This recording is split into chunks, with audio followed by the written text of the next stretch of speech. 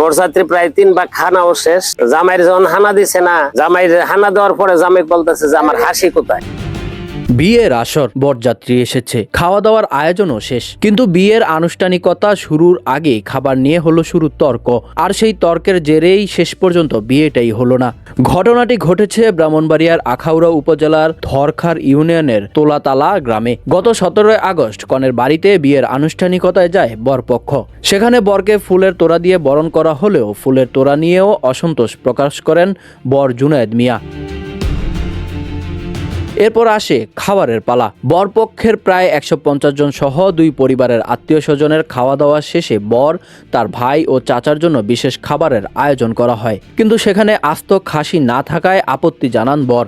এ নিয়ে কনে পক্ষের সঙ্গে তার কথা কাটাকাটি শুরু হয়। কনের বাবা জানান, আগে থেকে আস্ত খাসির কথা বলা হয়নি, এমনকি বিয়ের পরের অনুষ্ঠানে খাসি খাওয়ানোর কথাও বলা হয়েছিল। পরিস্থিতি আরও উত্তপ্ত হয়ে ওঠে যখন বরের ভাই তাকে শান্ত করার চেষ্টা করেন। কনের দাবি, এক পর্যায়ে বর তার ভাইকে বিয়ে করতে বলেন। এরপরেই মেয়ের বাবা সিদ্ধান্ত নেন এই ছেলের সঙ্গে আর মেয়ের বিয়ে দেবেন না। শেষ পর্যন্ত বরপক্ষকে বিয়ের আসর থেকে বিদায় করে দেওয়া হয়। শুধু তাই নয়, উপহার সামগ্রী ও স্বর্ণালঙ্কারও ফেরত দেওয়া হয়। তবে ঘটনার বিষয়ে বরের বক্তব্য ভিন্ন।